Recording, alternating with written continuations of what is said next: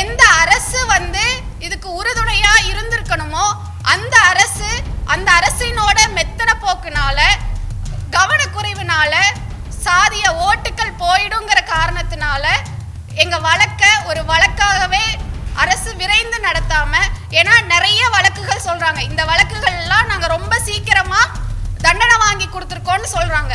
அப்படி இருக்கும்போது 5.5 ஆண்டு ஆகியும் சங்கரோட ஆணவ படுகொலை வழக்குல ஏன் நீதி வாங்கி தர முடியல?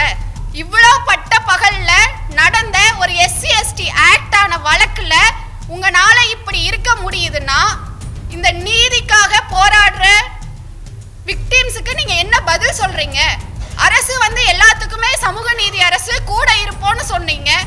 அப்படி இருக்காம கூட இருக்க வேண்டிய நீங்க உங்களால இந்த வழக்கு இன்னும் ஓராண்டு தள்ளி போகுது. வெளிப்படையா எங்களுக்கு இதுதான் முக்கியம்னு சொல்றீங்க அப்படின்னா, அவங்க ஓட்டுக்கள் தான் வேணும், அந்த சாதியை சார்ந்த இதுதான் எங்களுக்கு வேணும் அப்படின்னு நீங்க நிக்கிறீங்கன்னா வெளிப்படையா சொல்லுங்க. இப்ப வரைக்கும் ஆணவ படுகொலைக்கு தனி சட்டம் வேணும்னு போராடிட்டு இருக்கோம்.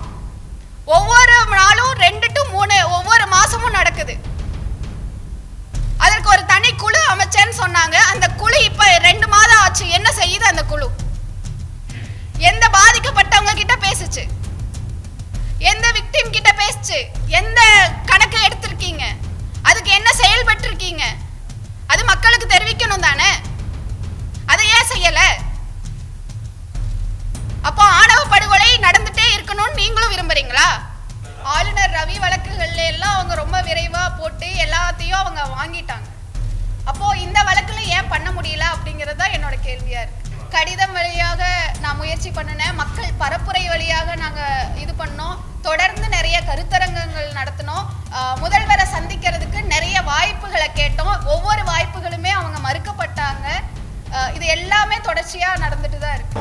கூலிப்படை வெட்டுறாங்கன்னா அதுக்கு முக்கியம் யாரோ சொல்லி தானே எங்களை வெட்டியிருப்பாங்க.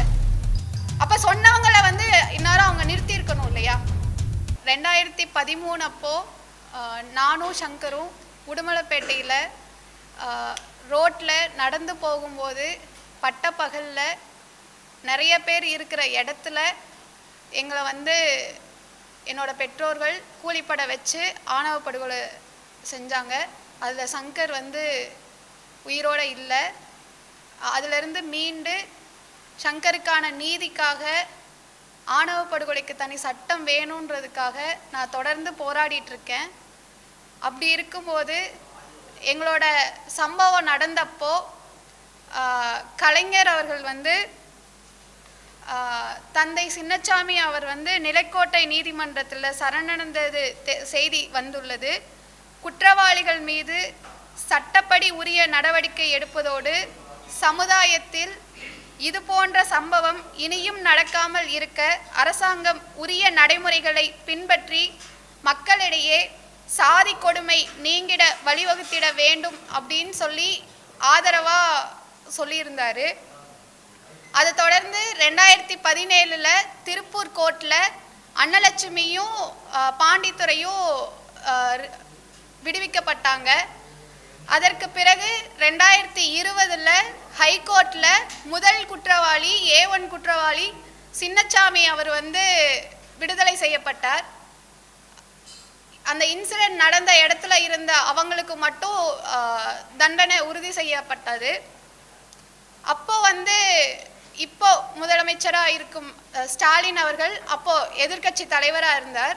அப்போ ஆதரவாக உடுமலைப்பேட்டை சங்கர் சாதி ஆணவ படுகொலை வழக்கில் சாட்சியங்களை நிரூபிப்பதில் அரசு தரப்பு தவறிவிட்டது.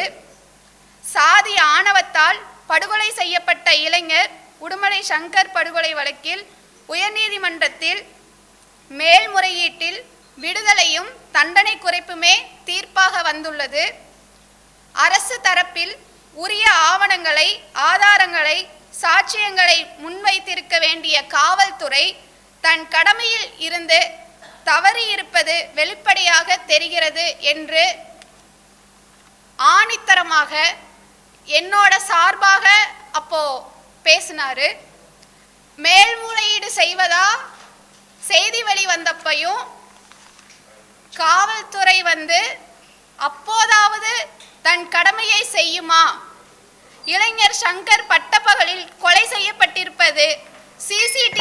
சாட்சியாக பதிவாகியுள்ள நிலையில் அவரை கொன்றவர்கள் யார் என்பதை சட்டத்தின் முன் உரிய சாட்சியத்துடன் நிரூபிப்பது இளம்பெண் கௌசல்யாவுக்கு உரிய நீதி கிடைக்க செய்திடுமா என்று குரல் எழுப்பினார். அப்ப நீதி கிடைக்குமான்னு கேட்டவர், நீதி கிடைக்க வேண்டி இருக்க வேண்டிய இடத்துல, துணை இருக்க வேண்டிய இடத்துல இப்போ அதற்கு அவங்க துணை இருக்கல அப்படிங்கிறது தான் என்னோட குற்றச்சாட்டு. ஏன் அப்படி சொல்றேன் அப்படின்னா, சிசிடிவியில குற்றவாளிகள் யாரா இருக்காங்களோ அவங்க மட்டும்தான் தண்டனை பெற்றிருக்காங்க. அதை எதிர்த்து தான் உச்சநீதிமன்றத்தில் மேல்முறையீடு செஞ்சோம். 2020 செப்டம்பர் 7ஆம் தேதி மேல்முறையீடுக்காக அட்மிட் செஞ்சாங்க. அதற்கு பிறகு அன்றிலிருந்து இப்போ வரைக்கும் ஹியரிங் எடுத்துக்கவே இல்லை. எந்த அரசு இதுக்கு உறுதுணையா இருந்திருக்கணுமோ அந்த அரசினோட மெத்தன போக்குனால, கவனக்குறைவுனால, சாதிய ஓட்டுக்கள் போயிடுங்கிற காரணத்தினால எங்க வழக்க ஒரு வழக்காகவே அரசு விரைந்து நடத்தாம, ஏன்னா நிறைய வழக்குகள் சொல்றாங்க, இந்த வழக்குகள் எல்லாம் நாங்க ரொம்ப சீக்கிரமா தண்டனை வாங்கி கொடுத்துருக்கோம்னு சொல்றாங்க.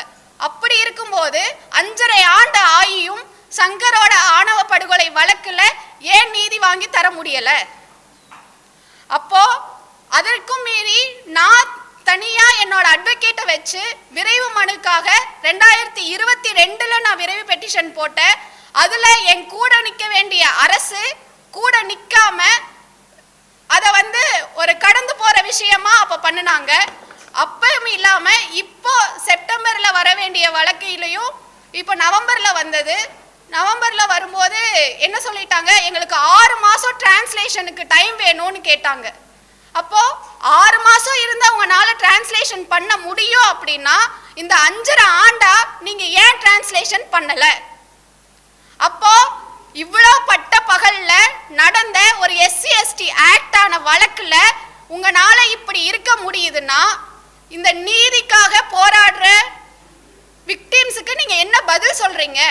அரசு எல்லாத்துக்குமே சமூக நீதி அரசு கூட இருப்போம்னு சொன்னீங்க. அப்படி இருக்காம கூட இருக்க வேண்டிய நீங்க உங்களால இந்த வழக்கு இன்னும் ஓராண்டு தள்ளி போகுது. அப்போ 6 மாசத்துல உங்களால மொழிபெயர்த்திட முடியும்னா 5.5 வருஷமா ஏன் மொழிபெயர்க்க முடியல? ஏன் மொழிபெயர்க்கல? அப்போ அரசுக்கு ஆணவ படுகொலைக்கான வழக்குகள்ல நடக்கிறதுல அவங்களுக்கு எந்த நாட்டமும் இல்லை அப்படிங்கறத வெளிப்படையா தெரிய வருது. அப்போ வெளிப்படையா எங்களுக்கு இதுதான் முக்கியம்னு சொல்றீங்க அப்படின்னா அவங்க ஓட்டுக்கள் தான் வேணும், அந்த சாதியை சார்ந்த இதுதான் எங்களுக்கு வேணும் அப்படின்னு நீங்க நிக்கிறீங்கன்னா வெளிப்படையா சொல்லுங்க. அப்புறம் ஏன் சமூக நீதி அரசுன்னு சொல்றீங்க? அப்புறம் ஏன் கௌசல்யா கூட இருப்போம்னு உறுதி கொடுத்தீங்க? அப்ப உறுதி கொடுத்துட்டு இப்ப ஏன் நிக்காம இருக்கீங்க? அவங்க இது நாள் வரைக்கும் அரசு தரப்புல ஒரு விரைவு மனு கூட போடல. இந்த வழக்கை எடுத்து நடத்துங்கன்னு சொல்லி அரசு தானே செய்யணும். ஆனா நான் அங்க நின்று போட்டுட்டு இருக்கேன். ஏன் வழக்கறிஞர்களை வச்சு அவங்க தொடர்ந்து விரைவு மனு போட்டுட்டு இருக்காங்க. அந்த விரைவு மனுகள் எல்லாத்தையுமே இவங்க தடுத்து தான் நிறுத்திட்டு இருக்காங்க. ஒவ்வொரு முறையும் விரைவு மனு போடும் போதும் இது பண்ணும் போதும் இவங்க எங்களுக்கு டிரான்ஸ்லேஷனுக்கு டைம் வேணும், எங்களுக்கு அதுக்கு டைம் வேணும், இதுக்கு டைம் வேணும்னு இது பண்றாங்களே தவிர வேற எதுவுமே அவங்க இது பண்றதில்ல. விரைவு மனு போட வைக்கிறதுக்காக அவ்வளவு கூட்டங்கள் சங்கர் சமூக நீதி அறக்கட்டளை பேர்ல ஒவ்வொரு கூட்டங்களா நாங்க நடத்தி இருக்கோம். அது மட்டும் இல்லாம எவிடன்ஸ் அமைப்பு ஒரு 28 கூட்டங்களுக்கு மேல மக்கள் கிட்ட நடத்தி இருக்கோம். அதற்கான விழிப்புணர்வு நிகழ்ச்சி நடத்தி இருக்கோம். முதல்வர் ஸ்டாலினுக்கு கடிதம் எழுதியிருக்கேன். கடிதம் எழுதுனதை மக்கள் கிட்ட பரப்புரை செஞ்சிருக்கேன். இப்ப வரைக்கும் ஆணவ படுகொலைக்கு தனி சட்டம் வேணும்னு போராடிட்டு இருக்கோம். ஒவ்வொரு நாளும் 2 to 3 ஒவ்வொரு மாசமும் நடக்குது. அதற்கு ஒரு தனி குழு அமைச்சேன்னு சொன்னாங்க. அந்த குழு இப்ப 2 மாதம் ஆச்சு. என்ன செய்யுது அந்த குழு? எந்த பாதிக்கப்பட்டவங்க கிட்ட பேசுச்சு? எந்த விக்டிம் கிட்ட பேசுச்சு? எந்த கணக்கு எடுத்திருக்கீங்க? அதுக்கு என்ன செயல்பட்டு இருக்கீங்க? அது மக்களுக்கு தெரிவிக்கணும் தானே. அதை ஏன் செய்யல? அப்போ ஆணவ படுகொலை நடந்துட்டே இருக்கணும்னு நீங்களும் விரும்புறீங்களா? இதுதான் நான் சொல்ல வேண்டியது. மேற்கொண்டும் இனியாவது விரைந்து தமிழக அரசு இந்த வழக்கை நடத்தணும். ஆணவ படுகொலைக்கு தனி சட்டம் இயற்றணும். இங்க நான் கூட்ட அழைப்பை ஏற்று வந்த ஊடக நண்பர்களுக்கு எல்லோருக்கும் நன்றி. நீங்க இந்த மேல்முறையீட்டுக்கு போகும்போது என்ன ஆவணங்களை வந்து மொழிபெயர்க்கணும் அப்படிங்கிற எவ்வளவு ஆவணங்கள்? ஒரு 15,000.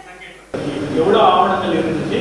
அது தமிழ்ல இருந்து இங்கிலீஷ் மொழிபெயர்க்குமா இல்ல வேற என்ன? அதுல இருக்கிற சிக்கல் என்ன? 5 வருடம் கழித்து இன்னும் 6 மாசம் கூடுதல் அவகாசம் வேணும்னு அரசாங்கம் கேட்கறதுக்கான காரணம் என்ன? அதாவது அவங்க கட்டாயமா இந்த வழக்கு அப்படியே இழுத்துடலாம் அப்படின்ற ஒரு முடிவோடு தான் இந்த அரசு செயல்படுதுன்னு நினைக்கிறேன்.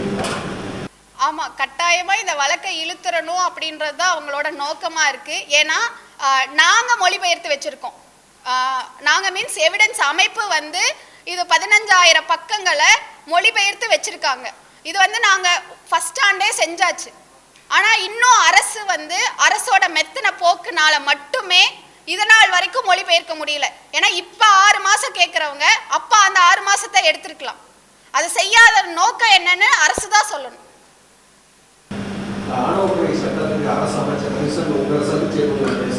இல்ல 2 மாதங்கள் ஆச்சு அரசு கமிஷன் அமைச்சு. என்னையும் சந்திக்கல, என்ன மாதிரி பாதிக்கப்பட்ட யாரையும் சந்திக்கல. ஏன்னா இதோட டீடைல் எடுத்துட்டு இருக்கிற எவிடன்ஸ் அமைப்பையுமே அவங்க சந்திக்கல.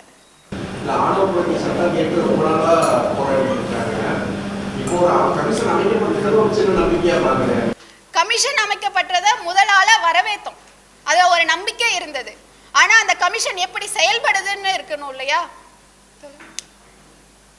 அந்த கமிஷன் வந்து செயல்படாம இருக்கிறதுனால தான் அதை கேள்வி கேட்கிறோம். ஏன்னா 2 மாதங்கள் ஆகியும் எந்த விக்டிம்ஸை வந்து பார்க்கல, அவங்க கிட்ட எந்த கருத்து கணிப்பும் கேட்கல, ஆக்டிவிஸ்ட் கிட்டையும் எந்த விஷயத்தையும் கேட்கல. அதுதானே அதோட நோக்கமா இருக்கணும். அது எதையுமே அந்த குழு செய்யல. இந்த வழக்குல வந்து தொடர்ச்சியா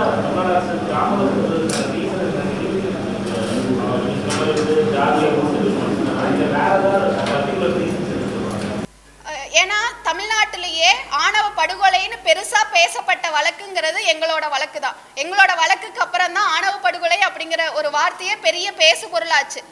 அதுவும் இல்லாம தூக்கு தண்டனை கொடுத்த வழக்கும் எங்களோட வழக்கு தான். அப்படிப்பட்ட வழக்குல அரசு வந்து இப்படி மெத்தன போக்கா இருக்கிறதுக்கு ஒரே காரணம் அந்த சாதிய ஓட்டு வந்து மனசுல வச்சுக்கிறது தான். ஏன்னா அவங்க அப்படி நினைச்சுக்கிறாங்க. ஆனா தமிழ் சமூகத்துல அப்படி இல்லை. அப்படி ஒரு போலி பிம்பத்தை அவங்க உருவாக்கிக்கிறாங்க. அதற்கு வந்து இந்த வழக்கையும் அவங்க பயன்படுத்திக்கிறாங்க. கிடைக்காது அப்படின்னு அவங்களே நினைச்சுக்கிறாங்க. ஆனா அது உண்மை கிடையாது.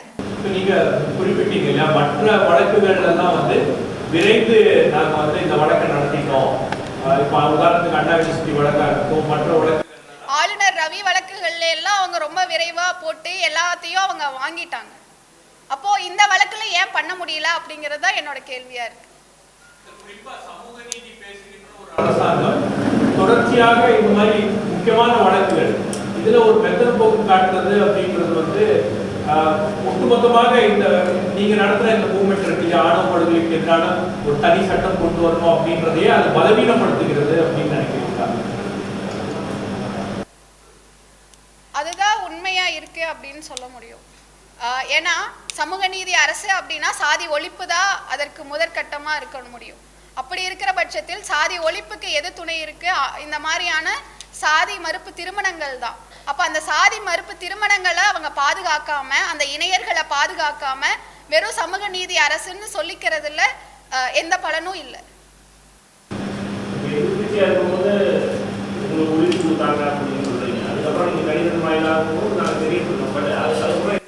கடிதம் வழியாக நான் முயற்சி பண்ணினேன். மக்கள் பரப்புரை வழியாக நாங்கள் இது பண்ணோம். தொடர்ந்து நிறைய கருத்தரங்கங்கள் நடத்தினோம். முதல்வரை சந்திக்கிறதுக்கு நிறைய வாய்ப்புகளை கேட்டோம். ஒவ்வொரு வாய்ப்புகளுமே அவங்க மறுக்கப்பட்டாங்க. இது எல்லாமே தொடர்ச்சியா நடந்துட்டு தான் இருக்கு.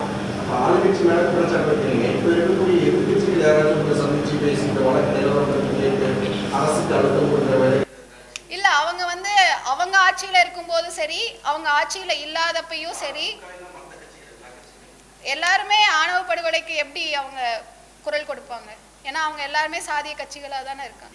எல்லா கட்சிகள்னு சொல்றது விசிகா மார்க்சிய கட்சிகளை தவிர, ஏன்னா அவங்க தொடர்ந்து களத்துல நிக்கிறாங்க, அவங்கள இதுல சேர்க்க முடியாது. இந்த வழக்கில் நீதிமன்றங்கள்ல அரசு தரப்பிலிருந்து வாதாடும் போதோ அல்லது வாதங்களை வைக்கிற போதோ கொஞ்சம் ஸ்ட்ராங்கா இந்த வழக்கில் கவனம் செலுத்தி அந்த வாதங்களை வைக்கிறாங்களா, அல்லது கோர்ட்ல இருந்து நேரம் வாங்கிட்டு ஒரு 6 மாசம், இப்போ 6 மாசம் டைம் கேட்டாங்க, நீதிமன்றம் 1 வருஷம் டைம் கொடுத்துருக்கு. அப்ப இந்த மாதிரி கொடுப்பாங்க அப்படின்னு ஒரு எதிர்பார்ப்போடயே இந்த வழக்கை நகர்த்திக்கணும் அப்படின்னு பார்க்கறாங்க. ஆமா, நீதி வந்து அப்ப கிடைச்சாதானே அது நீதி. ஆனா காலம் ஆல்ரெடி 5.5 வருஷம் ஆயிடுச்சு. இப்போ அடுத்த வருஷம் ஆகும்போது 7 வருஷம் ஆயிடும். அப்படியே அவங்க கொண்டு போயிடலாம் அப்படின்றத அவங்களோட இதா இருக்கு. உண்மையாவே நீதி வாங்கி தர முடியும்னா அவங்க சொன்ன மாதிரி மற்ற வழக்குகள்ல நாங்க 90 நாட்கள்ல நீதி வாங்கி கொடுத்தோம்னு சொல்றாங்க. அப்புறம் ஏன் இந்த வழக்குல வாங்கி தர முடியல? 3 பேர் வந்து வெளியில இருக்காங்க. சின்னசாமி, அதுல அன்னலட்சுமி இப்ப இறந்துட்டாங்க, பாண்டித்துரை. இந்த 3 பேர் யாரு? இந்த கொலை செய்தவங்களுக்கும் எங்களுக்கும் என்ன சம்பந்தம்? கொலை செய்தாங்க இல்லையா, அவங்களுக்கும் எனக்கும் சங்கருக்கும் என்ன சம்பந்தம்?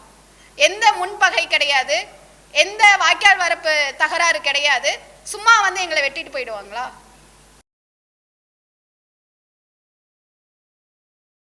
ஆமா, கூலிப்படை வந்து வெட்டுறாங்கன்னா அதுக்கு முக்கியம் யாரோ சொல்லிதானே எங்களை வெட்டி இருப்பாங்க. அப்ப சொன்னவங்களை வந்து இந்நேரம் அவங்க நிறுத்தி இருக்கணும் இல்லையா?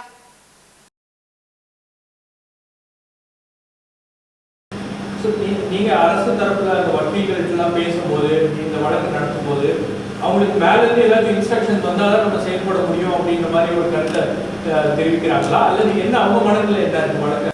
என்னன்னா இப்ப வரைக்கும் ஸ்டேட் அட்வொகேட் யாரும் என்கிட்ட பேசவே இல்லை. இப்ப வரைக்கும் பேசல. இந்த 5.5 ஆண்டு ஆகுது.